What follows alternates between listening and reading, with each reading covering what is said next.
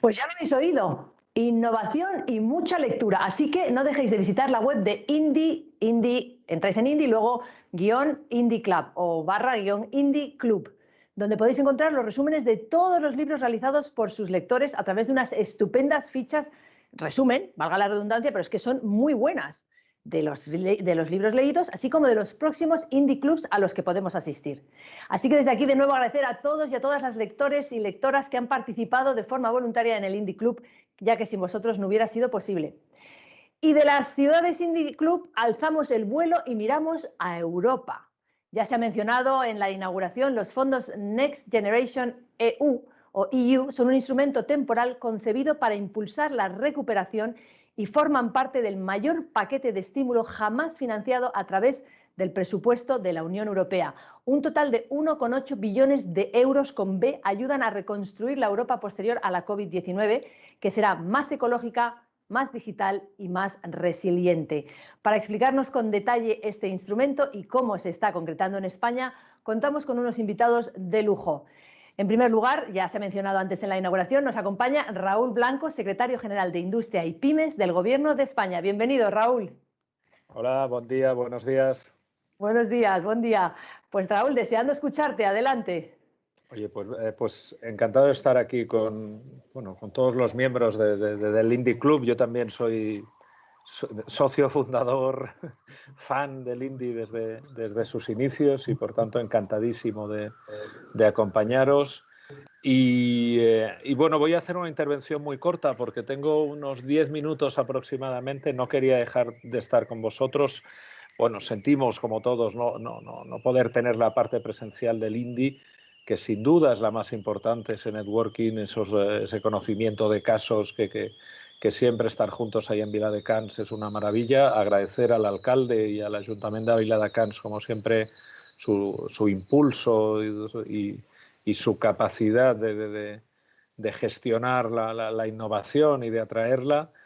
Y quería empezar con un elemento muy personal y también muy vinculado a Viladecans y al Indie, y es un recuerdo hacia Elena Alarcón, la tenienta de alcalde de Promoción Económica, que falleció hace unas semanas y que siempre fue una de las grandes promotoras del Indie, con lo cual hoy que este Indie está en marcha, sin duda, pues acordarnos de Elena y aprender de su impulso y de su capacidad de trabajo, que siempre nos encontrábamos el día del Indie y disfrutábamos de la gastronomía de Viladecans. Bueno, pues acordarnos de ella y aprender y seguir con el Indie adelante, que es el mejor recuerdo y el mejor homenaje que podemos tener con Elena. Y dicho esto, voy al Next Generation EU, que es para lo que un poco nos han llamado. Vivimos un momento excepcional después de una situación tremendamente severa a nivel sanitario y económico que todavía dura, que todavía se mantiene. Tenemos una oportunidad por delante que nunca se había dado. Es decir, en crisis anteriores la situación de salida en Europa fue muy diferente a la actual. Europa apostó por la austeridad, ahora Europa apuesta por la inversión y por la expansión, especialmente en el ámbito de digitalización, transición ecológica, industria. Europa, también el Banco Central Europeo, en expansión monetaria actualmente, hay liquidez para la inversión en el sistema financiero, hay sectores que han sufrido mucho esta crisis sanitaria, como el sector turismo, pero después hay otros sectores como el industrial que han mantenido capacidad de inversión y que, por tanto, han mostrado durante los últimos meses su capacidad de movilizar proyectos y que, sin duda, van a estar en primera línea de esas transiciones ecológicas y digitales. Tres pinceladas, porque tenemos poco tiempo y, además, después vienen los casos, que yo creo que explicarán muy bien todo esto. Una, con esto, el plan de recuperación también tiene inspiración del Indie. Tiene inspiración del Indie porque lo que estamos llevando adelante es una visión estructural, aquella que nos aporta Carlota Pérez o Mariana Mazzucato, visiones teóricas que han estado siempre muy presentes en el Indie, visiones teóricas de entender en qué momento de la revolución tecnológica estamos, entender cómo podemos llegar a esa sinergia y madurez de la revolución tecnológica y, por tanto, que se expanda esos efectos positivos a través de la economía, de la sociedad, poner ese papel del impulso de la inversión pública como Estado emprendedor en grandes proyectos, esos llamados PERTE, proyectos estratégicos de recuperación y transformación económica, que nacen de esa inspiración de misiones de Mariana Mazzucato, y finalmente poner la política industrial y de innovación en el centro, cosa que no había sucedido en Europa y en España durante muchos años. Por tanto, momento diferente, momento excepcional. El 21 de julio del 20 se alcanza un acuerdo para ampliar el marco presupuestario europeo en 750.000 millones de euros para el periodo 21-27. Eso se va a traducir a corto plazo, en el caso español, en 70.000 millones de euros de transferencias netas de la Unión Europea hacia España 21-23, y eso significa que es una oportunidad excepcional para promover inversiones en la línea que siempre hemos propuesto en el INDI, es decir, grandes proyectos tractores, y ahí va a haber una convocatoria, como decía, de los llamados PERTE, que se van a ir definiendo cadenas de valor en diferentes ámbitos, como la automoción, el vehículo eléctrico, el agroalimentario, el aeronáutico, salud, entre otros, que una vez esté definida esa cadena de valor y sea aprobada por el Consejo de Ministros, van después a realizarse convocatorias para agrupaciones empresariales que puedan llevar adelante esos proyectos tractores, esos paquetes de trabajo de la cadena de valor, y por tanto movilizar sectores, territorios con masa crítica y enlazando también con las cadenas de valor europeas. Y por tanto ahí el presupuesto que tenemos dentro de esos 70.000 millones en el ámbito industrial para los diferentes capítulos que va a haber, el principal de ellos son los PERTES. El presupuesto total del componente de industria son 3.900 millones, y después toda la parte de pymes. Vamos a reforzar todos los instrumentos PYME a lo largo, digamos, de todo el ciclo de vida de la pyme, desde el momento de creación, de formación, capacidades de emprendimiento, creación de empresas, crecimiento empresarial, digitalización desde la microempresa hasta planes de digitalización e incorporación de personas y equipos técnicos para llevar adelante esa digitalización en las pymes, y elementos de refuerzo en ámbitos como la internacionalización o las sociedades de garantía recíproca. En Cataluña, por ejemplo, el caso de Avalis, que se refuerzan desde atrás con un organismo que es CERSA, y que también es garantizar capilaridad, inversión directa hacia las pymes, y programas dentro del ámbito pyme también, como el de Clusters y el de Digital Innovation Hubs, que verán, Digital Innovation Hubs es nuevo y estará en torno a 50 millones de euros la convocatoria, y Clusters, que pasará de 8 millones este año ya a 28 millones de euros, 48 el que viene y 58 en el 2023. Por tanto, reforzamos la política PYME, reforzamos esos proyectos grupales y cooperativos como son los clústeres, y en la línea de industria vamos a grandes proyectos cooperativos, grandes proyectos de agrupaciones empresariales y cadenas de valor, aunque también habrá líneas para proyectos individuales. Entonces, ahí indicar varias indicaciones para acabar, digamos. Bueno, el presupuesto he dicho 70.000, de los cuales 3.900 a industria, 4.900 van a ir a PYME, incluyendo todo el capítulo este de digitalización, y finalmente varias consideraciones. Uno, esto es muy importante, que las empresas definan, maduren sus proyectos. Es un ejercicio de 3 años, no va a ir por convocatorias de concurrencia competitiva. Por tanto, las empresas se van a poder presentar tranquilamente a partir de este trimestre, que irán saliendo convocatorias, tanto para proyectos individuales como para los que son proyectos de agrupaciones de empresas.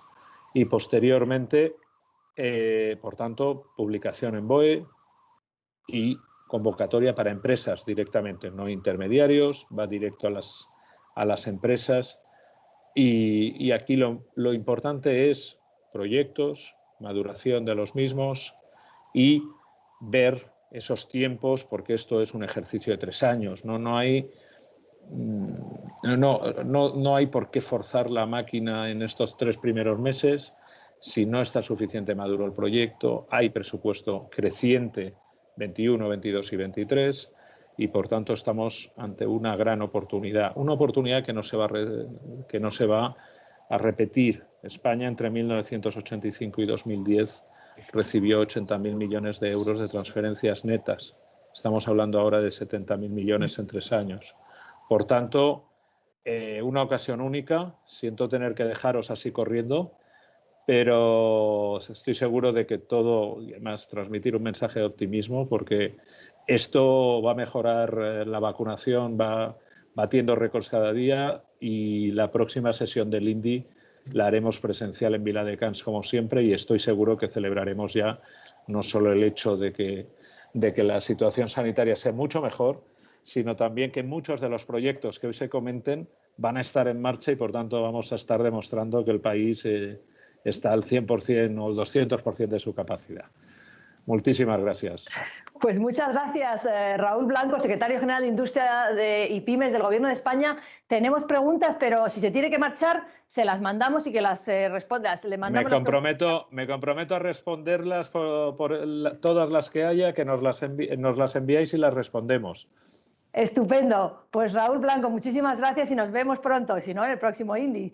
Se tiene que marchar el secretario general de Industria y Pymes del Gobierno de España, pero desde luego nos ha hecho una exposición clarísima de dónde van los millones, qué es lo que hay. Pues yo he tomado un montón de notas y me he quedado pues con algunos comentarios que ha hecho él sobre cómo es el momento diferente y excepcional, una situación inédita en la que nos encontramos. Él hablaba de la oportunidad excepcional para promover inversiones en grandes proyectos tractores y sobre todo lo que nos interesa a todos los ciudadanos, reforzar todos los instrumentos pymes desde el principio, y él decía también reforzar proyectos grupales, los grandes clústeres. Así que nos ha hablado de las próximas convocatorias que estarán saliendo en breve, en el BOE y demás, o sea que un montón de buenas noticias y de inversión, de expansión, como decía él, así que muy buenas noticias. Esperamos seguir recibiendo más de parte del Ministerio y del Gobierno y de Europa. Así que seguimos hablando de proyectos transformadores Next Generation EU, porque, como decía él, ahora vamos a ver los casos. A continuación,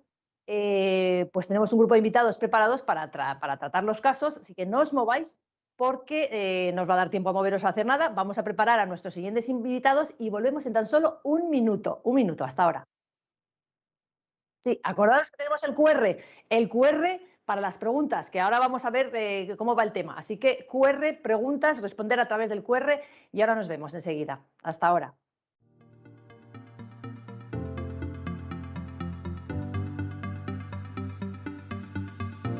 Así que seguimos. Ya a continuación, como os comentaba y comentaba antes Raúl Blanco, el secretario, vamos a saber cuáles son los elementos clave de los denominados proyectos tractores, uno de los instrumentos más innovadores de este plan de España Puede, proyectos que muchos agentes públicos y privados están preparando para poder acceder a estos fondos que nos comentaba. Para ello nos acompañan dos personas de la oficina del Alto Comisionado España Nación Emprendedora y dos grandes amigas que parece mentira que tenga que ver así, que parece mentira lo nuestro, de verdad. Me encanta verlas, aquí están. Ellas vienen de la oficina, como decía, del Alto Comisionado España Nación Emprendedora y van a comentar junto con los impulsores 3 de las muchas iniciativas que se están gestando para ser presentadas a estos fondos. Es un placer recibir a Carolina Rodríguez y María González. Aquí están, queridas. ¿Qué tal, Elena? Qué fuerte, qué fuerte.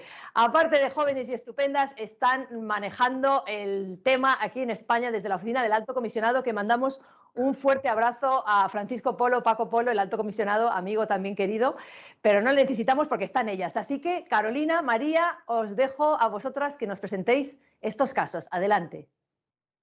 Buenos días. Vamos a hablar un segundito sobre qué es el Alto Comisionado, primero para que tengáis contexto y luego ya entraremos a conocer los casos. El Alto Comisionado es una unidad dentro de la Presidencia del Gobierno de España que trabaja para promover el emprendimiento y la innovación como palancas de desarrollo económico de España. El Alto Comisionado nació en enero del año pasado y en este año y medio hemos hecho varias cosas. Hemos estado trabajando sobre todo en diseñar una estrategia país que el presidente del gobierno presentó en febrero, que de hecho podéis encontrar en la página web de Moncloa y tiene el título de Estrategia España Nación Emprendedora, que es esa misión de país, define ese plan de trabajo para los próximos 10 años y es básicamente un documento en el que plasmamos cómo queremos trabajar para hacer del emprendimiento y la innovación los motores de desarrollo económico de nuestro país. Pues muy buenos días a todos. Muchísimas gracias, Elena, por esa súper presentación. Y bueno, pues os ha anunciado María que con esta Estrategia España Nación Emprendedora estamos en un momento único, pero es un momento único también porque confluye esta estrategia con el gran plan de país del que estamos hablando hoy, que es el Plan de Transformación, Recuperación y Resiliencia. Y nos ofrece un contexto de lo más propicio para aprovechar las oportunidades que nos brindan estos fondos europeos, ¿no? Para generar una transformación y generar un verdadero impacto en la economía y la sociedad y ser capaces de aumentar la competitividad del país. De esto se trata, ¿no? Entonces, en esta sesión, en este bloque de intervenciones, lo que vamos a tratar de hacer es presentaros sectores de oportunidad a través de unos proyectos que ha seleccionado el equipo de INDI y vamos a intentar ir descubriendo esas pequeñas pautas, esos pequeños tips que nos van a ayudar a entender cómo hay que configurar un proyecto transformador, un proyecto de impacto en la economía y la sociedad y un proyecto de futuro, sobre todo. Estamos hablando de un horizonte temporal que nos abre, como digo, una oportunidad única y la tenemos que aprovechar sin duda, ¿no? Contando con la colaboración de todos los agentes que participamos de esto, tanto públicos como privados, y uniendo fuerzas en este objetivo común, ¿no? Que es aprovechar este plan de país y generar una verdadera transformación en la economía y la sociedad. Así que, sin más, os dejamos con Josep Ametller, de Casa Ametller, que nos va a contar en qué consiste este proyecto transformador. Y a continuación, Josep, te plantearemos alguna reflexión o alguna pregunta. Así que todo tuyo. Muy bien, fantástico. ¿Me escucháis? ¿Sí? Perfecto. Buen día, buenos días a todos. En primer lugar, daros las gracias por invitarnos a presentar nuestra idea de cambio de paradigma en el sector agrícola y agroindustrial, una idea que conecta directamente con 3 de las 10 políticas palanca del Plan de España Puede y concretamente con 4 de los 30 componentes del plan. Primero, sostenibilidad y la mejora de la competitividad en el sector agroalimentario. Segundo, la obtención de biogás sostenible para usos térmicos y de movilidad. Tercero, la obtención de hidrógeno verde para la movilidad y la modernización de la industria agroalimentaria. ¿Podrías pasar la pantalla, por favor? ¿De presentación? Sí, esta, exacto, sí, perfecto. Pero antes de explicaros pues, un poco nuestra idea, con un poco más de detalle, me gustaría poneros en contexto para que veáis de dónde sale la necesidad y también dónde está la oportunidad, ¿no? España genera un valor agrícola al año de 51.000 millones de euros, ¿no? Con una superficie cultivable de 17 millones de hectáreas. Holanda, siendo un país 10 veces más pequeño, con menos de 15 veces de superficie cultivable, España solo genera el doble de valor, ¿no? O sea, esto significa la eficiencia que han conseguido los holandeses en la producción agrícola y agroalimentaria, ¿no? ¿Y cómo se explica este milagro, ¿no? ¿Cómo se puede conseguir que un país como Holanda, que tiene 48.000 metros cuadrados solo, sea capaz de producir tanto valor agrícola, ¿no? Para mí solo hay una explicación, que es tecnología. Tecnología en mayúsculas, ¿no? Desde hace muchos años han buscado los holandeses la máxima simbiosis entre la agricultura y la industria. De hecho, el 60% de los invernaderos están conectados de una manera u otra con la industria. Aprovechamiento de calor, de CO2, regeneración del agua, etcétera, y esto les permite ser mucho más eficientes, ¿no? Es triste, pero es que en España no hay ni un solo ejemplo de invernadero conectado con la industria, ¿no? Ni un solo ejemplo de invernadero que aproveche el CO2 como fertilizante foliar, ¿no? Y así, pues, inspirados por el modelo holandés, De hecho, hemos evolucionado el concepto. Nosotros, como somos de Barcelona, decimos que queremos ser como lo que hizo Guardiola con el Barça, ¿no? O sea, Johan Cruyff nos trajo un modelo y luego Guardiola lo mejoró, ¿no? En nuestro caso, lo que queremos es evolucionar el concepto. De hecho, el agroparque holandés, ¿no? que el país entero es un agroparque, nosotros lo queremos evolucionar a un sistema totalmente circular, capaz de convertirse en un distrito agroindustrial de energía positiva y de neutralidad de emisiones de CO2, ¿no? O sea, generar 1 kilovatio más de lo que seamos capaces de consumir, ¿no? Y ser neutros en emisiones de CO2. ¿Podrías pasar la pantalla, por favor? Vale. ¿Sí? No. Vale. La otra pantalla, por favor. Sí, vale. Esto que veis en pantalla es un ejemplo de proyecto circular pensado para producir unos 60 millones de kilolitros al año de frutas, verduras, hortalizas, leche, todo tipo de productos transformados como platos cocinados, sopas, cremas, etcétera, que esto es la parte agroindustrial que nos ayuda en esta simbiosis que buscamos. Y como veis en pantalla, más allá de la integración de las cadenas horizontales y verticales, habrá agricultura tanto extensiva como intensiva, de alta tecnología, ganadería, industria, logística. Más allá de esto, que es vital para la idea, tendremos 3 fuentes de generación de energía renovable: la fotovoltaica, el biogás y la biomasa. Uno de los elementos clave de este proyecto de circularidad es la biofactoría, ¿no? Que nos permite regenerar el agua proveniente de los procesos industriales y aprovechar los residuos orgánicos que generan todo el agroparque para generar biogás, ¿no? De hecho, los lodos generados en la planta de biogás, que se generan en el primario de biogás, se usarán como fertilizantes agrícolas y el biogás lo convertiremos en metano biogénico o hidrógeno verde. En este proceso de conversión generamos CO2, que lo aprovecharemos como fertilizante foliar en los invernaderos tecnificados. Y el sobrante lo podremos aprovechar, por ejemplo, para generar frío, ¿no? Para la industria. Y así evitamos su emisión a la atmósfera, ¿no? Aquí me gustaría destacar la importancia que tiene el uso del CO2 en los invernaderos tecnificados, que repito, no hay ni un ejemplo en España. En Holanda, el 60% de los invernaderos usan CO2 como fertilizante foliar, y lo más bueno del caso es que aprovechar el CO2 que generaremos a través del biogás para la agricultura es la manera más eficiente, más barata, más sostenible, ¿no? Ya que no tenemos que licuarlo y lo podemos aprovechar tal cual, ¿no? Aquí también me gustaría poner en valor la generación de hidrógeno,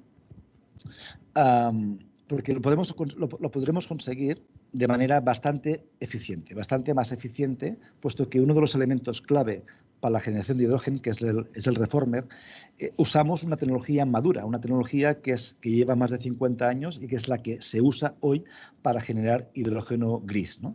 En nuestro caso, lo que hacemos es cambiar el gas natural por biogás, ¿no? Biogás que generaremos con estas 7.000 toneladas, 8.000 toneladas al año de residuo orgánico que va a generar el propio agroparque. En cualquiera de los casos, el uso prioritario tanto del metano biogénico como del hidrógeno verde será para conseguir una movilidad más sostenible. En el caso del metano, con una reducción del 70% de las emisiones, y en el caso del hidrógeno, del 100%, ¿no? Que esto es un punto clave para conseguir nuestro propósito mayor, para nuestro grupo, que nuestro grupo tenemos el objetivo y la ambición de ser neutros en emisiones de CO2 antes del año 27, ¿no? Que serían 23 años antes de los acuerdos de París de 2015.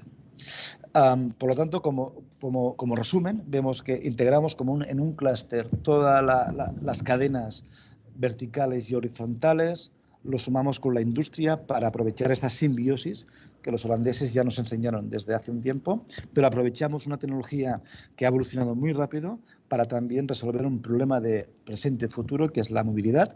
En función, o sea, en biometano es ya viable poderlo hacer de manera muy eficiente, pero ponemos En la idea ya añadimos el hidrógeno porque pensamos que estamos muy cerca, quizá no el año 23, pero a partir del año 25 seguramente que ya habrá vehículos pesados comerciales a precios competitivos en hidrógeno, y vemos que esta manera de poder generar hidrógeno desde el biogás puede ser una manera muy viable, también sostenible, para poder desplegarla por el resto del país. Me pidieron que hiciese una presentación pues, concreta, sintética y rápida. He intentado hacerlo lo más sintético posible. Si luego tenéis algún tipo de pregunta o duda, pues estaré encantado de poderla responder. Muchas gracias. Muchísimas gracias, Josep. Ha sido muy interesante. Muchas gracias por ajustarte al tiempo, ¿no?, que nos han dado.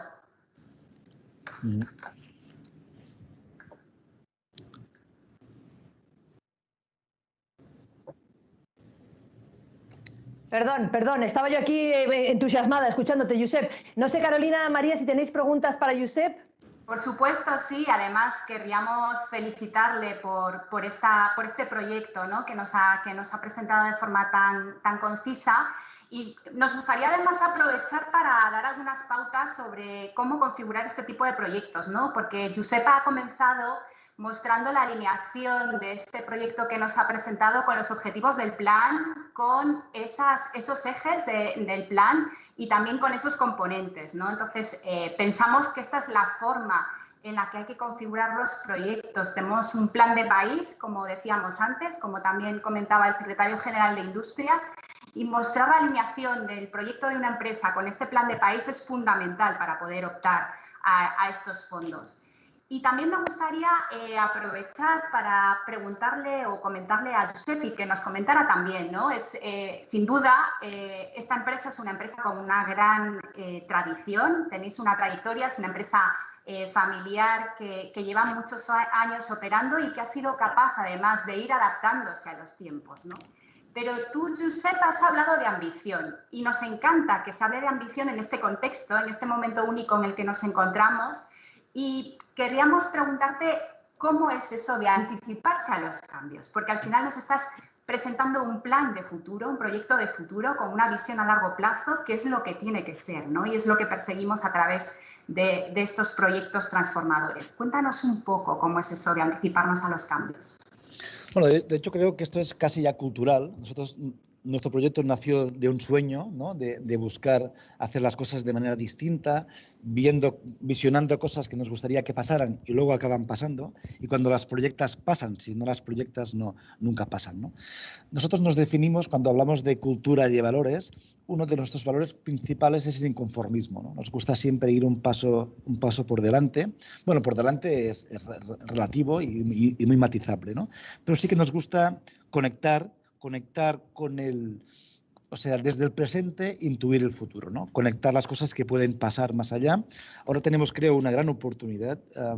Creo que España en particular tiene una oportunidad, y esto casi puede suponer un cambio geopolítico que viene de la energía, ¿no? Al final la energía será un elemento clave que nos puede ayudar en muchas cosas. En este proyecto en concreto la energía también se convierte en clave.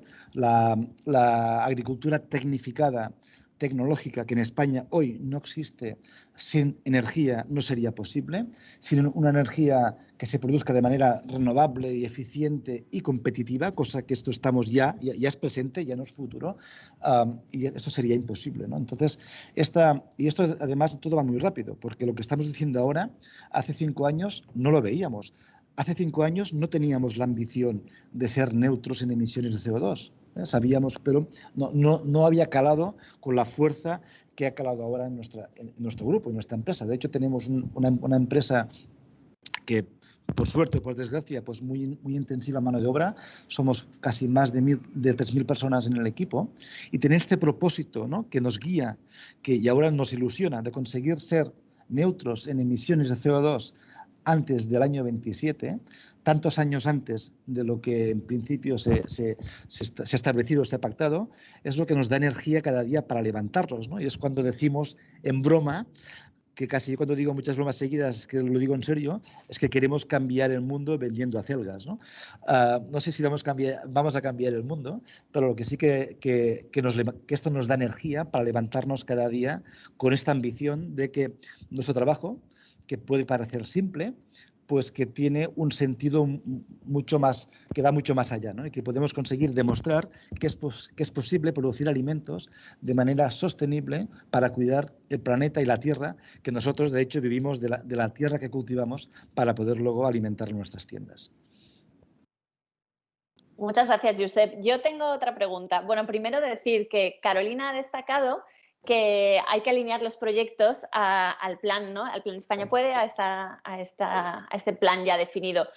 Yo solo comentar que también otra gran apuesta, donde sin duda hay valor, es en la idea de sostenibilidad. Generar proyectos que no solo generen oportunidades de negocio en el momento actual, sino que sean sostenibles en el tiempo y que además estén conectados con la sostenibilidad del planeta, la sostenibilidad medioambiental. A este respecto, bueno, yo quería decirte que espero que podamos, sin duda, construir ese plan a base de acelgas, ¿no? O sea, que lo vemos clarísimo, pero te quiero preguntar por el hidrógeno. Has hablado, ¿no?, de la importancia de generarlo y quería preguntarte que, bueno, para fabricar hidrógeno es necesario generar previamente energía, ¿no? ¿Por qué le dais tanta importancia al hidrógeno? ¿Por qué es tan clave para vuestro plan? De hecho, el hidrógeno, de momento, es la única tecnología, o sea, el único, diríamos, combustible que podrá, hoy en día parece que podrá alimentar la movilidad pesada con una autonomía, pues, razonable, ¿no? Por lo tanto, es un gran combustible que tiene un problema de momento, que es en la producción. Si hablamos de hidrógeno verde, o sea, hacer hidrógeno gris hoy es muy barato, ¿no? Entonces, aquí lo que vemos, esta oportunidad que se nos brinda, es que aprovechando tecnología del hidrógeno gris, podremos hacer hidrógeno verde.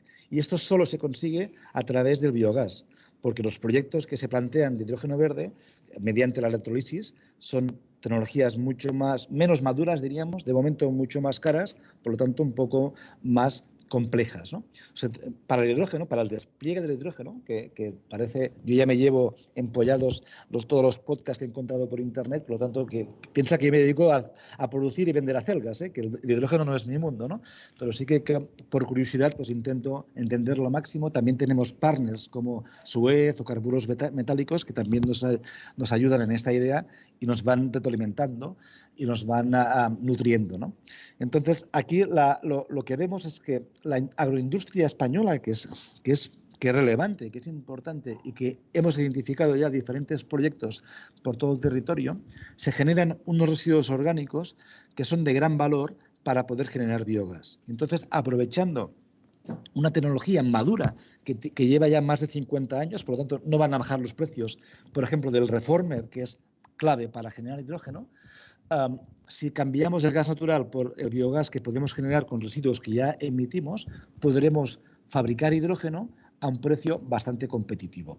Hoy en día, un kilo de hidrógeno gris cuesta 1,5 euros el kilo, hidrógeno azul sería los 3,5. El verde es que está entre 8 y 10 euros el kilo, ¿no? Entonces, esto hoy en día sería inviable, porque al final no tenemos que olvidar nunca que nos dedicamos a producir y vender acelgas, y si yo vendo las acelgas mucho más caras, nadie me las comprará, ¿no? Entonces tenemos que conseguir que esto sea también viable y competitivo. Entonces, a la que seamos capaces que el coste de kilo por hidrógeno se acerque a estos 3-4 euros kilo, estaríamos igualando el precio actual del diésel, por ejemplo, ¿no? O del metano, que el metano hoy en día, y esto ya es muy eficiente. Por lo tanto, no estamos a la que madure un poco la tecnología de la hidrogenera, diríamos, ¿no? Una parte ya la tenemos resuelta, que es el reformer. Y se pueda escalar la producción de vehículos de hidrógeno, que esto es el otro punto, que la tecnología también es madura, lo que falta es escalar la producción, pues tendríamos una movilidad 100% sostenible, porque sería de cero emisiones, y que podríamos garantizar unas autonomías para que las flotas, muchas flotas, ¿no?, de vehículos pesados pudieran hacer el cambio de combustible. Y esto sería un cambio de paradigma energético y, para mí, geopolítico para España. Pues muchísimas gracias, Josep. Este es el cambio de paradigma en el sector agroindustrial. Así que, bueno, del sector agroindustrial nos vamos a otro sector de oportunidad de la mano de Juan Tomás Hernani de Satlantis. Juan Tomás, si nos quieres presentar en 5 minutos vuestra propuesta y a continuación la dinámica es igual que con Josep, o comentamos y te preguntaremos alguna cuestión. Moltes gràcies per la vostra invitació a participar en Indi avui. Certament els projectes PERTES, con el seu nivell d'incertesa, no poden ser de més actualitat, ¿no? Y hoy os voy a presentar un sector que es el mundo del New Space. Es un sector que empieza a nacer en el 2010 y que realmente se ve notablemente empujado hasta pasar a ser el sector mayoritario del mundo del espacio por las gigantescas inversiones del mundo digital. O sea que las grandes compañías como Amazon, como Microsoft, como Google, como SpaceX, son las que han generado un cambio gigantesco, ¿no? Un sector que en el mundo representa pues como 120.000 millones de dólares en servicios, que tiene mucho que ver con el broadcast de televisión, que realmente nos han enseñado que el único sitio donde uno puede capturar los datos de cualquier lugar del planeta de forma legal y transparente es desde ahí arriba, ¿no? O sea, que ahí hemos visto Tiananmen y hemos visto la caída de Gorbachev y el alzamiento de Yeltsin en tiempo real desde hace 30 años, pues gracias a este sector. Hay muchos subsectores, porque no es lo mismo, como comentaba antes de manera inspiradora Xavier Ferras, el mundo de la exploración espacial, con otro mundo mucho más cercano, aquí al ladito, a 500 kilómetros, que es este mundo más digital de interconectarnos de una forma rápida en 5G con satélites o la observación. Nosotros creo que hemos planteado un PERTE que tiene que ver con aunar el sector de pymes españolas, o sea, no en su totalidad, que no se puede nunca pretender eso, pero sí en un porcentaje muy importante, ligarlo con parte del sector público y ligarlo con el mundo tractor de los clientes, ¿no? Que es lo realmente importante. Y con una mentalidad que es un delivery, o sea, a mí algo que me preocuparía en un escenario de impulso económico como el que se plantea, es que nos inventemos conceptos que en un PowerPoint encajan, pero que después en su capacidad de ejecución van a tener muchos problemas, ¿no? Porque luego va a venir Europa con sus normativas y podemos estar en situación complicada. Es decir, se tiene que tratar de proyectos muy demandantes de delivery, muy demandantes de unos objetivos pues a 3, 6, 9, 12 meses y así trimestre tras trimestre en esta especie de vorágine de 3 años, ¿no?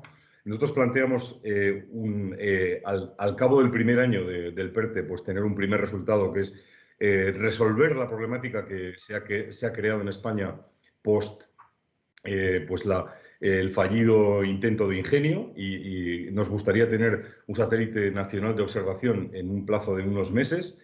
Hay un segundo intento verde que tiene que ver con el metano. Normalmente cuando hablamos de efecto invernadero se habla del CO2, pero desde hace relativamente poco hemos sido conscientes de que las emisiones de metano sin ser quemado, emisiones de metano que provienen de la agricultura, de la ganadería, provienen del mundo del oil and gas, provienen de los vertederos, pues bueno, pues todos estos orígenes provocan del orden de un 25% del efecto invernadero total del planeta. Si no resolvemos el control de las emisiones de metano, no terminaremos de resolver el problema global del cambio climático, ¿no?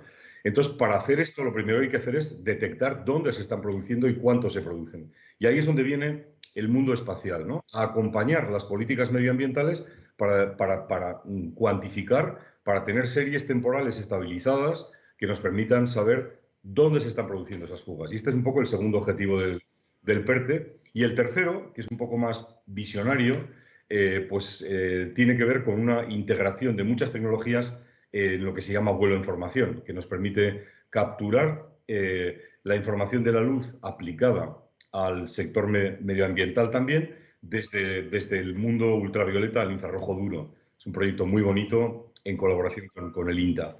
Bueno, digamos, este PERTE, que es un PERTE, yo diría, barato comparado con la inversión que supone el coche eléctrico, etcétera, impacta directamente en un mundo de pymes. Entonces, yo creo que no interesa tanto que os cuente el detalle de las tripas del proyecto, sino quizás algo que pueda generalizarse a otras industrias que estén planteándose sus propias iniciativas, ¿no? Y aquí tendría yo, pues, las siguientes reflexiones, ¿no? La primera, que la cadena de valor tiene que estar estructurada. O sea, un PERTE debería ser un proyecto representativo de una parte sustancial de un sector, no de una empresa, sino de esta cadena o de este ecosistema simultáneo de suministro que, digamos, aglutina a todo ese conjunto de industrias que proporcionan el valor final, que es detectar metano, ¿no? Hay empresas que hacen lanzadores de cohetes, que tenemos en España el caso, empresas que hacen buses en los que instalamos los sensores, que también es el caso, empresas como Atlantis, la mía, que nuestro valor añadido fundamental son las cámaras y los sensores extremadamente sofisticados que son capaces de medir una pequeña fuga a 500 kilómetros, y tenemos universidades que tienen paquetes científicos capaces de modelizar el comportamiento de la atmósfera, etc, etc. O sea que en primer lugar, tiene que ser un impulso completo al sector. El segundo elemento en el que me gustaría posarme un momento es el tema PYME. Creo que tenemos una cierta tendencia a no mezclar grandes con pequeñas, cosa que es muy lógico porque las medicinas para unos y otros son muy distintas, pero a veces olvidamos el diagnóstico de qué está pasando en España con relación a nuestras pymes, ¿no? España tiene 30.000 grandes empresas, según la definición de Europa, grosso modo, ¿no? que están facturando, que tienen más de 250 trabajadores. 30.000, muy pocas, ¿no? Pero curiosamente tiene menos medianas empresas, tiene 25.000. 25.000 empresas que tienen más de 50 trabajadores, entre 50 y 250. Y tiene 75.000 empresas entre 10 y 50 trabajadores. Y luego ya nos viene el gran colectivo de las empresas de menos de 10, en las que hay pues 1 millón de empresas que tienen un trabajador, ¿no? Por tanto, si aspiramos a mejorar el país, que básicamente pasa por mejorar un empleo que rinde un valor añadido en la economía, deberíamos focalizarnos en qué es lo que está pasando con ese atasco. ¿Por qué las compañías no crecen? O sea, ¿por qué tenemos menos empresas medianas que grandes? ¿Por qué tenemos tan pocas empresas pequeñas de más de 10, ¿no? Y ahí hay un frenazo gigantesco, ¿no? Y yo creo que es un tema de falta de ambición. No podemos tratar a las pymes en la guardería. Tenemos que seleccionar aquellas empresas pequeñas de un potencial de crecimiento para maximizar ese potencial y crear ahí el hueco de empleo de alto valor. Porque no se va a crear en las grandes, no se va a crear en otro lado.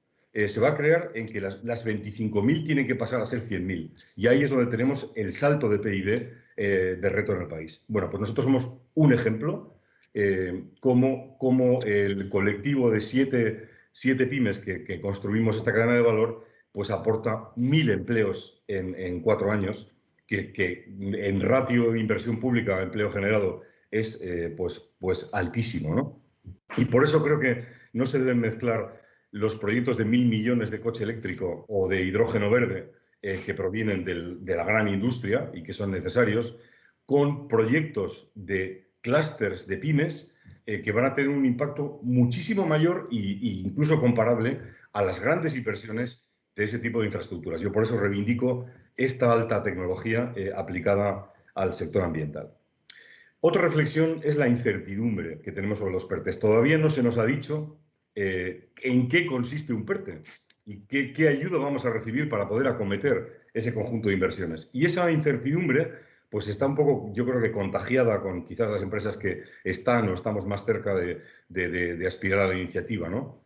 Pero yo creo que hay cosas que sabemos y que olvidamos. Y es que Europa no ha eximido del marco comunitario a estas ayudas de Green Deal.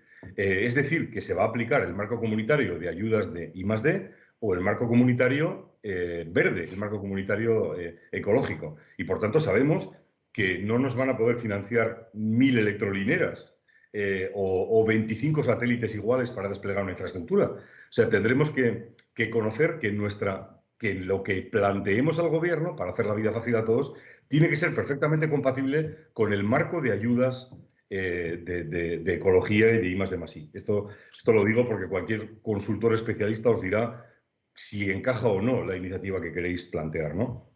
Y la última reflexión, y acordándome de Obama, pues en la última crisis, que como habéis comentado anteriormente, ¿no? Estados Unidos hizo lo contrario a Europa, aplicó expansión y entonces la economía empezó a crecer sin casi notar la crisis, mientras que en Europa sufrimos un desierto larguísimo.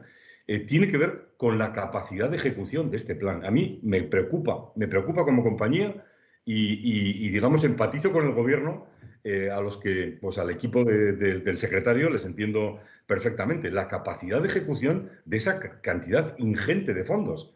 O sea, que estamos hablando de N veces el presupuesto del Ministerio de Industria aplicado en unos pocos meses, ¿no?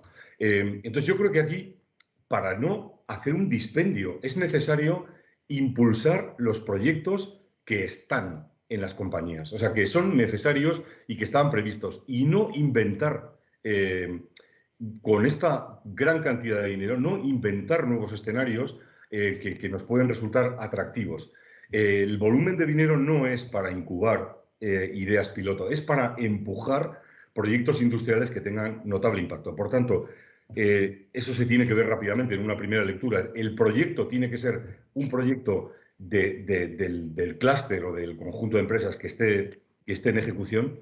Y desde el lado público, yo creo que la preocupación por la ejecución de fondos y después la inspección de Bruselas, que siempre es inexorable, tiene que ser máxima para tener esa organización fluida. Os lo digo porque tengo un pasado en el otro lado de la mesa y soy muy consciente de esa dificultad, ¿no? La capacidad de ejecución es una condición necesaria en uno y otro lado de la mesa para el éxito de este programa. Y bueno, o sea, quería decirlo rápido y por eso me disculpáis que no haya presentado transparencias, que os haya contado un poco nuestro mundo del New Space y su relación con el medio ambiente, y luego pues tres pinceladas generales sobre los PERTEs en cualquier sector. ¡Wow! Juan Tomás, no sé si me oís. Madre mía, Carolina, María, qué interesante esta exposición que ha hecho Juan Tomás. No sé si estáis de acuerdo, ¿no?, en las cosas que ha comentado. Sin duda. Venga, mojaros, a ver. Vamos a ello.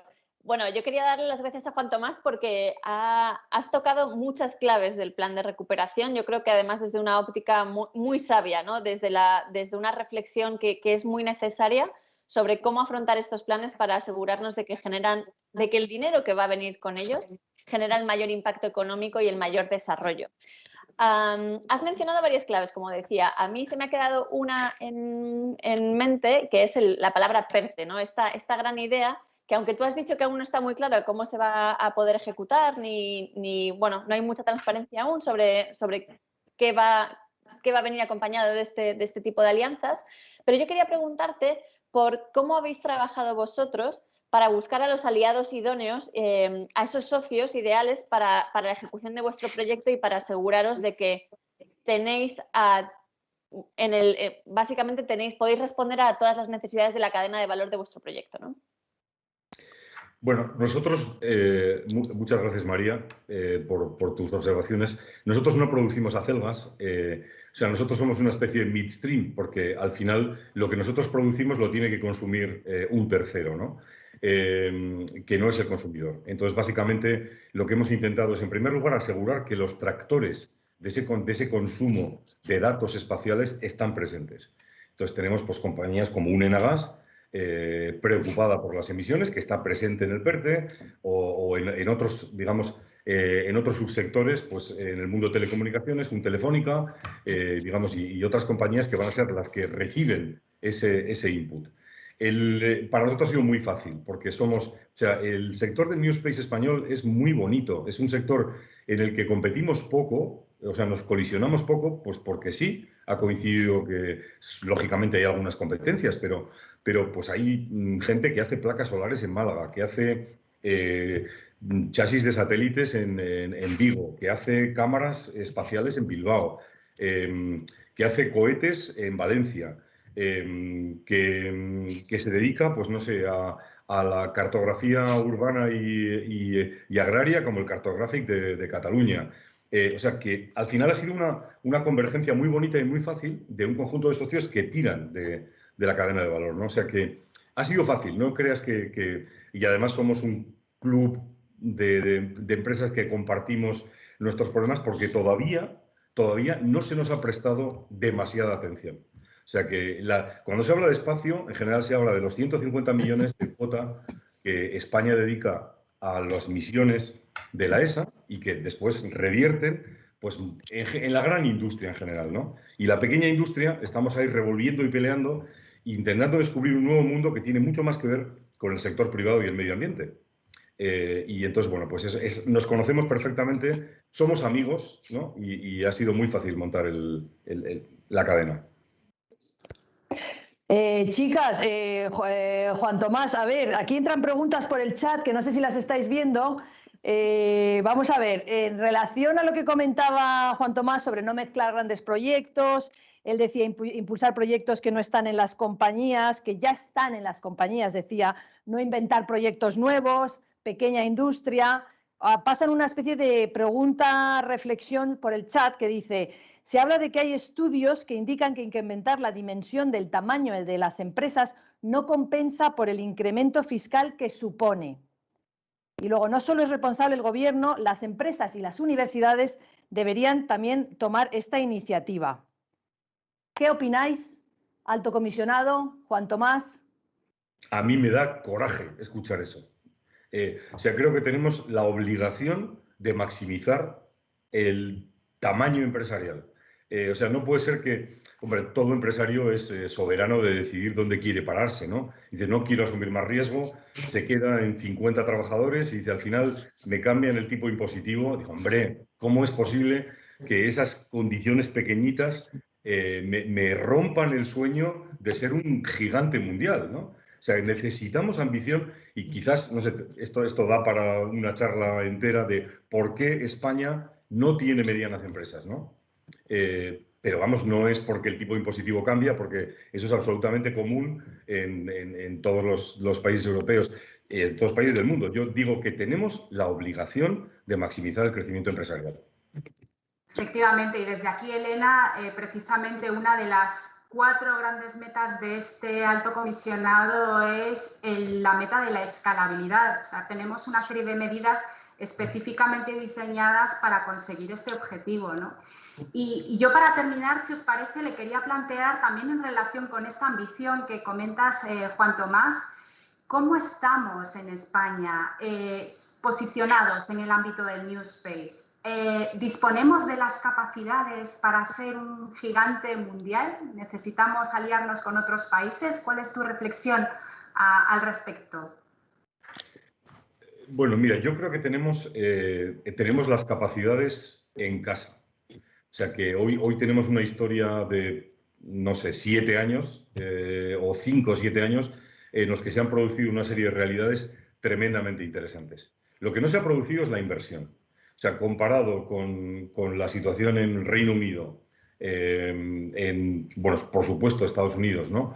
Pero incluso otros países como Emiratos, que están impulsando el New Space. O sea, dicen en mi pueblo que cuando vas tercero en la regata, no sigas la estela del ganador, porque no tienes ninguna opción. O sea, tienes que hacer una ciaboga y torcer, ¿no? Y tomar otra trayectoria. Yo creo que la oportunidad para España es el New Space, de ser alguien con voz en primer lugar, voz propia en Europa. Creo que es una oportunidad gigantesca que tenemos que aprovechar y que además la inversión es pequeña. O sea, que estamos hablando de algo que nos podemos permitir, incluso nos podemos permitir dentro del ámbito de los presupuestos públicos de espacio, ¿no? Si lo diseñamos, si le damos un 3% de las capacidades que tenemos a esto, pues tendremos pues un jardín raquítico que no crecerá. O sea, creo que tenemos que ser innovadores y valientes, en el apoyo pues a este nuevo mundo. Qué bueno, innovadores y valientes, Juan Tomás, me encanta. También me encanta lo que has dicho de que tienes un pasado. Tienes un pasado al otro lado de la mesa. Todos tenemos un pasado. Algunos lo tenemos un poco más oculto o negro. No, Carolina, María, no sé si queréis despedir a Juan Tomás porque tenemos a una siguiente invitada esperando, o alguna cosita más. Nada, muchas gracias. Yo me quedo con las palabras ambición, innovación y ser valientes. O sea que muchas gracias, Juan Tomás. Muchísimas gracias, muchas gracias a vosotros. Gracias, muchas gracias. Pues seguimos. María, ¿nos presentas o Carolina, nuestra siguiente invitada? Aquí está. Sí, bueno, ahora nos va a presentar su proyecto María Salmero de Aguas de Barcelona, así que con muchas ganas de escuchar vuestra presentación. De acuerdo, pues bon dia, moltes gràcies a l'equip INDI, a l'Ajuntament de Viladecans i a tots els que esteu avui aquí presents en virtual y en ganas de la próxima vegada doncs, fer-ho en presencial. En el sector del agua tenemos la suerte de tener un ODS propio, el número 6, que nos plantea un reto global muy importante, pero que debemos ser capaces de aterrizar en un mundo más local, viendo pues, todos estos retos, pero también cómo los convertimos en oportunidades, ¿no? Con una mirada más allá del agua, más abierta y con la implicación pues, de todos los agentes. Y de esto va nuestra propuesta, ¿no? Una propuesta que ya ha sido identificada por parte de la Generalitat de Cataluña entre uno de los 27 proyectos estratégicos dentro de este New Green Deal y que conecta pues, con lo que nos decíais Carolina y María, ¿no? Yo me iba apuntando todas las palabras y haciendo el check y creo que más o menos las vamos rellenando todas, ¿no? Hablamos de un proyecto que habla de innovación, que habla de emprendeduría, que habla y mucho, como veréis, de resiliencia, de lo digital también, para garantizar esta necesaria transición ecológica justa y con impacto. A ver si soy posible de explicaros pues, en estos 5 minutos, ¿no? El título de nuestra propuesta puede resultar un poco complejo, aburrido y no muy sexy, pero el título que le hemos puesto es Mejora de la resiliencia del abastecimiento del agua en la metrópolis de Barcelona. ¿Por qué? Pues porque debemos garantizar una resiliencia climática y territorial. Pensar que en el área metropolitana de Barcelona tenemos una dependencia de recursos que les llamamos de baja resiliencia, es decir, 2 ríos principalmente, el Llobregat y el Besòs, que se ven altamente afectados por la climatología. Esta dependencia es del 92%. Estos recursos están en riesgo y más lo estarán con el cambio climático. La propia Generalitat nos está diciendo que probablemente caerán la disponibilidad de estos recursos en un 20% en los próximos años. Todos somos conscientes, por ejemplo, en el año 2008, los que somos de Barcelona o del área metropolitana, de los barcos llegando de Marsella con el agua, ¿no? Esto no puede volver a pasar. Pero por otro lado también debemos garantizar la resiliencia territorial. Pensar que en el área metropolitana de Barcelona aproximadamente tenemos un 30% de dependencia de recursos no locales. ¿Esto qué quiere decir? Pues son recursos que importamos de otras geografías, con el impacto ambiental y también económico que esto les genera. Por tanto, debemos ser capaces de minimizar esta importación, yo diría, de agua de otras geografías. En conclusión, debemos, por un lado, preservar los recursos hídricos convencionales y, por otro lado, proponer nuevos recursos hídricos que sean mucho más sostenibles. Y en este sentido, ¿qué proponemos? Pues proponemos un proyecto que justamente apuesta por esto, por esta autosuficiencia hídrica desde el punto de vista climatológico, pero también desde el punto de vista geográfico, ¿vale? ¿Y cuál es la solución? Y antes se nos ha hablado de esto, ¿no? Desde Josep Ametller, ¿no? Nos hablaba de la oportunidad que genera el agua regenerada. ¿Qué es el agua regenerada? Pues no es más que el agua que tenemos en nuestras depuradoras, con un tratamiento terciario, poder generar una nueva agua que pueda ser utilizada para usos no potables, pero sí para otros usos, como nos decían, para regar estas maravillosas acelgas o para baldeo de calles o otros usos secundarios del sector industrial o del ámbito metropolitano, ¿no? Algunos datos para que seáis conscientes de la gran oportunidad que tenemos en el área metropolitana. Depuramos aproximadamente 300 hectómetros cúbicos de agua. Esto a lo mejor os suena extraño, ¿no? Pero de estos tenemos una capacidad ya de regenerar el 50% de esta agua. Por tanto, unos 150 hectómetros cúbicos anuales. Pero de estos, en el 2020, y somos conscientes que ha sido un año complejo, de esta capacidad que tenemos instalada hoy en día solo se aprovecha un 8%. Por tanto, tecnología la tenemos. Lo que debemos ser capaces es de crear estas oportunidades de economía circular, como la que se nos explicaba en Casa Ametller, de cruzar oferta y demanda del sector industrial, pero también del sector o del ámbito pues más metropolitano, para realmente dar una nueva oportunidad a esta agua y así desestresar el sistema. La tecnología existe, lo que tenemos que hacer es cruzar estas oportunidades y escalar y también pues, ser capaces de regenerar el 100% del agua que tenemos en la metrópolis. ¿Con esto qué llevaríamos? Pues al final llegaríamos a esta resiliencia climática que os explicaba, pues pasaríamos del 92% de dependencia a un 32% en años de sequía. Y por otro lado, desde el punto de vista territorial, esta importación de agua del TER, pues bajaríamos de esta dependencia de un 30% a un año de sequía al 0%. Este es el reto que tenemos. Pero también es importante no solo el qué, sino el cómo, ¿no? Y se nos hablaba, ¿no?, de la necesaria sostenibilidad. Evidentemente, pues con la palanca de sostenibilidad, con esta necesidad de tendiendo a cero en el consumo energético, en el consumo de otros tipos de recursos y también con la importante palanca de la digitalización. Y voy a elaborar un poco más en este sentido. Por un lado, se nos ha hablado también de la neutralidad en la huella de carbono. También tenemos esta ambición de que todo este proceso sea neutro, ligando pues, con los acuerdos de París y la reciente ley de clima que tenemos en España, ¿no? Pero también vemos el agua como fuente de recursos verdes, ¿no? El agua contiene materia prima y capacidad energética en sí misma. ¿Cómo lo hacemos posible? Se nos ha hablado también de las ecofactorías. Aquí, Josep, se me ha avanzado mucho en el proyecto porque, como bien ha dicho, pues desde el Grupo Suez, al que pertenece Aigües de Barcelona, pues estamos colaborando mucho con ellos, ¿no? Las ecofactorías no son más que fábricas de recursos. Debemos ser capaces de convertir estas plantas depuradoras, que al final lo que hacen es tratar un residuo, en que generen nuevos recursos. Os hemos hablado del recurso nueva agua, agua regenerada. También pueden generar recursos energéticos, básicamente el biogás. El biogás ya es hoy una realidad tecnológica que lo que debemos hacer es, con unos procesos pues, de limpieza de este biogás, puede ser utilizado. Y un ejemplo clarísimo que tenemos entre manos, Transportes Metropolitanos de Barcelona. Estamos trabajando con ellos para hacer posible que este biogás que generamos en nuestra planta sea utilizado por los autobuses del área metropolitana de Barcelona. Se ha hablado de hidrógeno, también estamos trabajando en ello. Por tanto, la capacidad del vector energético del agua, pero no solo el vector energético, sino también el vector material, de lo material. El agua residual contiene celulosa, contiene fósforo que puede convertirse en estrubita. De hecho, ya hemos hecho innovaciones con esto, pero hay que escalarlo, como se decía mi ponente anterior, ¿no? Las tecnologías están, los pilotes están, lo que hay que es escalarlo, industrializarlo y ponerlo en el ecosistema. Por tanto, podemos generar fósforo para ser usado como biofertilizante pues, en el sector agrícola. Por tanto, quedaros con esta idea, ¿no?, que podemos ir mucho más allá del agua, que el agua puede ser también fuente generadora de recursos sostenibles. Les hablaba también de la otra oportunidad, ¿no?, de lo que llamamos agua en digital.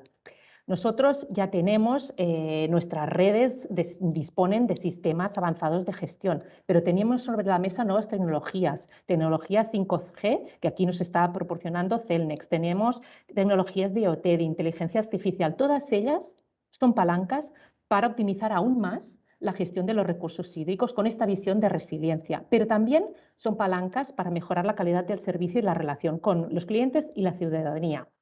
De hecho, os pondré dos ejemplos. El agua es fuente de inteligencia porque en sí misma tiene datos y tiene información que podemos utilizar para mejorar la calidad de vida de nuestros ciudadanos. A la introducción, no sé si habéis podido estar, nuestro director general os ha hablado de una iniciativa que liga con la situación de COVID, ¿no? A partir de la información que tenemos de las aguas residuales, de las trazas del virus que excretamos, podemos anticiparnos 7 días a posibles brotes que se detecten luego en los centros de salud, etc. Y esto estamos haciendo, aplicando los laboratorios, la tecnología del Big Data para dar esta información en continuo a las autoridades.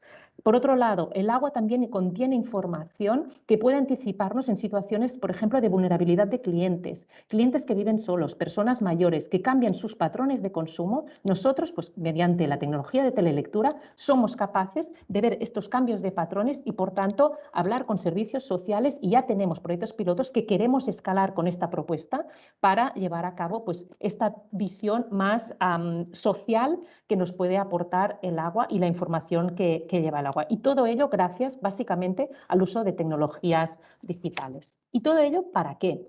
Pues al final tenemos que ser capaces, ¿no?, de de generar impacto. Impacto, por un lado, pues resolviendo los retos que hablaba al principio de resiliencia delante del cambio climático, resiliencia territorial, pero también de contribuir más allá del agua a esta necesaria reconstrucción verde, ¿no?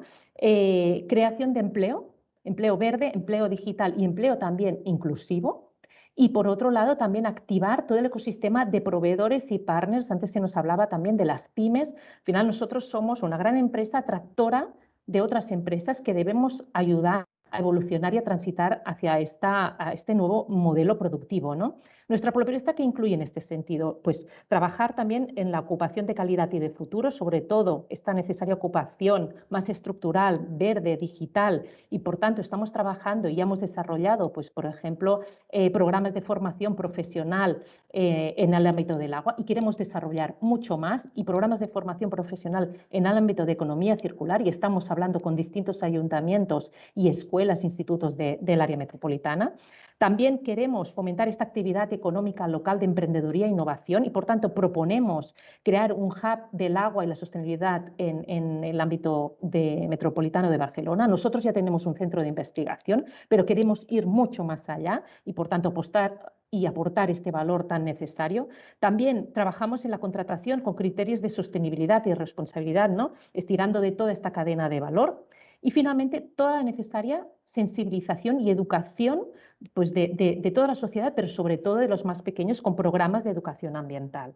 Aquí solo compartir un par de datos, ¿no? Aguas de Barcelona tiene unos 1.000 trabajadores. Actualmente generamos ocupación para unos 7.000, ocupación, pues, directa, indirecta e inducida, ¿vale? Contribuimos a 0,25 puntos del PIB en el área metropolitana de Barcelona y tenemos un 74% de compra local en esta área metropolitana de Barcelona. Si lleváramos a cabo este proyecto, podríamos activar unos 1.400 millones de inversión para toda esta cadena de valor que os estaba explicando, posibilitando generar aproximadamente una ocupación equivalente a 12.000 trabajadores. Y de esto va el proyecto, va de evolucionar, transitar hasta estos nuevos modelos, ¿no? de productivos ecológicos, pero también de una forma justa. En resumen, es un proyecto que tiene una mirada muy holística, alineada con todos estos ejes que os estamos explicando, que trata, pues, de la resiliencia del agua sostenible, del agua en digital, del hub del agua y la sensibilización para al final generar esta necesaria ocupación equitativa de calidad y verde. Muchas gracias. Fantástico, María, madre mía, lo que hemos hablado hoy de agua. Yo le decía al secretario, al director general antes, a Rubén, que el agua es vida, sin lugar a dudas. O sea que para empezar a hablar de cualquier cosa hay que hablar de agua.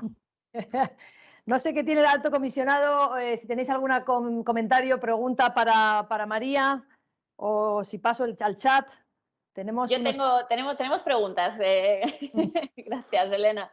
Pues bueno, yo me he quedado muy cautivada con la idea del agua como fuente de inteligencia, del agua como recurso para cientos de aplicaciones, ¿no? Y la oportunidad del agua, básicamente. Pero te quería preguntar, justo conectado con eso, con la idea de que hay un ODS referido específicamente al agua. Vosotros, con vuestra experiencia de años en el trabajo del agua, me preguntaba cómo estáis afrontando la oportunidad de estos fondos europeos cuando sabemos que en otras oportunidades similares vosotros también habéis aprovechado ese vértice, ¿no? el de la llegada de fondos. ¿Cómo os estáis planteando vuestros proyectos internos dentro de la casa para aseguraros que el impacto de esos fondos de recuperación es el mayor y que podéis aportar el máximo, tanto a nivel interno de compañía como a la sociedad a la que le proveéis un valor, ¿no? Y un servicio? Pues muchas gracias, María, por la pregunta, ¿no? De hecho, somos una empresa que tenemos, como bien decías, larga tradición de captar fondos europeos. A modo de ejemplo, nuestro centro tecnológico, pues, es uno de los centros que es más exitoso en captar fondos, por ejemplo, de los proyectos LIFE, de los Horizon 2020, etcétera, ¿no? Y en su momento, y estoy hablando de hace casi 20 años ya, cuando yo empezaba, pues, por ejemplo, Barcelona construyó todos sus depósitos de retención de aguas de lluvia para evitar estos vertidos al mar gracias a fondos FEDER. Por tanto, yo diría que la tradición existe y lo que estamos haciendo es trabajar para impulsarla aún más, ¿no? Yo diría que aquí el reto, y os lo intentaba trasladar, es ir mucho más allá del ODS 6, ¿no? El del agua, porque es lo obvio, diríamos así, ¿no? Y sobre todo, y a veces cuando hablamos con Europa, ¿qué pasa? Que, como bien sabéis, ¿no? El norte de Europa pues no tiene las mismas necesidades que el sur de Europa y un clima mediterráneo como el que tenemos, ¿no? Y a veces si hablamos solo de agua, pues se nos queda corto, ¿no? Se nos queda corto el relato y es difícil captar estos fondos. Por eso estamos de alguna manera evolucionando y decir, vamos más allá del agua. Intentamos pues, hablar de, y os lo he dicho, ¿no? de economía circular, de transición ecológica y justa y del valor o del agua en digital, como os explicaba, ¿no? Por tanto, intentamos posicionarnos mucho más allá del agua y explicar que nuestras iniciativas contribuyen a estos proyectos de economía circular, como os he explicado, con el agua regenerada o con la energía, la aportación de energía. Al final, muchos fondos y están captándose desde el vector energético. Bueno, pues posicionémonos en este vector, porque el agua es fuente de energía. En lo digital también, bueno, pues oye, aprovechemos de alguna manera, pongamos en valor todo lo digital que hay detrás del agua y armemos los proyectos en este sentido, ¿no? Luego, la parte de ocupación, ¿no? Como os decía, bueno, pues empezar a hablar de la ocupación que puede generar directa o indirectamente el sector del agua, porque si nos quedamos puramente en esta mirada cerrada del agua, no captaremos la atención de todos estos fondos. Y vuelvo al ejemplo que nos explicaba Josep Ametller, ¿no? Que hemos estado trabajando desde mis compañeros de Suez junto con ellos. Probablemente Josep no se habría acercado a nosotros si le hablábamos solamente de metros cúbicos de agua, pero a la que le empezamos a hablar de que tengo un biogás, que te puede tener un hidrógeno, que tengo fósforo para tus fertilizantes, etcétera, etcétera, es cuando a Josep se le activan, ¿no? sus antenas y nos ve como partner. Pues este yo diría que es el reto y esta es la aproximación. Yo diría que el know-how, el saber hacerlo, ya la tradición la tenemos en nuestro grupo. Es cambiando un poco el paradigma, pasar de pantalla en este sentido. Pues muchísimas gracias, María, y sin duda lo vais a conseguir. Es decir, tú misma has dicho que como empresa tractora tenéis el potencial de generar todo este eje de trabajo tan transversal, ¿no? Y que al final, volviendo también a la lógica de lo que es el plan de transformación, recuperación y resiliencia, contribuyen perfectamente a esos ejes transversales, ¿no? A la contribución, a la constitución de una España verde, digital, cohesionada territorial y socialmente. Atacáis todos los frentes sin duda, así que es un muy buen ejemplo de un proyecto que se puede construir teniendo como foco el tema del agua, ¿no? Así que, bueno, yo creo que estamos ya, Elena, ¿cómo vamos de tiempo? Sí, pues estamos sin tiempo realmente, así que tenemos que despedir a María Salamero para quedarme un minuto con vosotras, porque hay una pregunta para vosotras, nos vamos a dejar escapar así rápidamente, tan fácilmente, así que María, gracias por estar con nosotros. Además ha estado con nosotros también, como decías, el director general de Aguas de Barcelona, Rubén Ruiz, esta mañana, bueno, hace un rato. Es un placer escuchar los proyectos que tenéis, ¿verdad, chicas? Así que yo creo que despedimos a María Salamero. Muchísimas gracias. Muchas gracias. Y antes de despedir esta sección, si me permitís, me voy a quedar con Carolina y con María del Alto Comisionado, porque nuestro público, que es muy indie y que está muy avispado, pues os pasa una pregunta a vosotras. Así que no os puedo dejar escapar, resto de lo mío. Y os preguntan, yo estoy aquí con mi móvil, que sepáis que me están entrando, lo tengo aquí encima, está en mi móvil. Os preguntan, tenemos poco tiempo, pero a ver, vosotras sois mujeres de recursos. Se comenta por el chat, pregunta para el Alto Comisionado, ¿cómo se capitalizarán las ayudas a las pymes? Porque hay preocupación que acaben dependiendo de subcontratas de las grandes. Ahí tenéis. María, si quieres, me adelanto yo.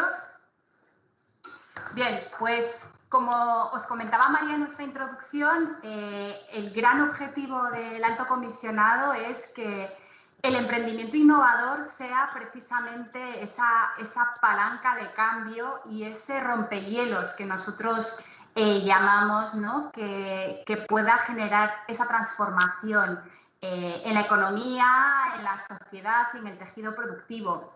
Emprendimiento innovador entendido en un sentido amplio, es decir, no solamente aquellas startups que tienen esta capacidad de emprender, de innovar tan rápidamente y con esa potencia, sino también de pequeñas y medianas empresas innovadoras en general. Es decir, que esto es un elemento transversal que pretendemos promover en todos los ámbitos de la economía. Para nosotros, esta visión incide directamente en cómo se puede capitalizar, ya aludiendo a la pregunta concreta que hacías, y cómo pueden llegar esas pequeñas y medianas empresas a obtener esos fondos. Estamos identificando propuestas muy interesantes de pymes que tienen esta ambición y que presentan proyectos que quieren transformar y que quieren generar un impacto. Y lo que ofrecemos desde aquí son las herramientas que tenemos a nuestro alcance para intentar impulsarlos y generar esa potencia a través de esos proyectos en distintos sectores de oportunidad. Así que, bueno, ponernos a disposición, que es lo que mejor sabemos hacer, y ofrecernos a ayudarles a configurar esos proyectos, a conectarles tanto con el mundo privado como con el mundo público para poder impulsarlos de la mejor forma posible. Pues doy fe porque conozco a Carolina y a María desde hace mucho tiempo y la verdad es que no paran de trabajar pico y pala, están siempre disponibles. Carolina es una experta en aspecto público, María casi más en aspecto privado, las dos forman un tándem perfecto en el alto comisionado, tienen siempre la puerta abierta para escuchar todas las propuestas y proyectos y aquí están, no han hecho más que demostrarlo, que están ocupadísimas. Yo no puedo quedar con ellas a tomarme una cerveza, pero sí, para trabajar siempre están disponibles, así que muchísimas gracias a las dos por venir en representación del Alto Comisionado y contarnos todo lo que hay por hacer. Decía alguien, tenemos muchos deberes, contarnos un poco del plan España Puede, el plan de recuperación, transformación y resiliencia, gracias al instrumento Next Generation EU, que hemos visto algunos ejemplos de proyectos que se van a presentar, que no son reales todavía, pero que lo van a ser, esperamos pronto. Y como decíais vosotras al principio, es vuestro trabajo, nuestro trabajo conjunto es unir fuerzas por este objetivo común que es el plan de país. Muchísimas gracias a las dos, a Carolina y a María, al Alto Comisionado y bueno, también a los equipos que nos han ayudado, los proyectos Josep Amedier, de Amedier Origen, Juan Tomás Hernani de Satlantis y María Salamero de Aguas de Barcelona. Muchísimas gracias, Alto Comisionado. Es una maravilla teneros aquí. No sé si queréis lanzarnos alguna cosa más antes de despediros. Daros las gracias. Ha sido un placer, con muchas ganas de escuchar vuestros proyectos y de asegurarnos de que podemos ayudaros a conseguir vuestros objetivos. Ya sabéis, eso es lo que ellos quieren y trabajan para ello. Os digo que doy fe porque no paran de trabajar y están ahí disponibles, ya lo sabéis. Carolina Rodríguez, María González, gracias a Dios, amigas, compañeras, y seguimos trabajando.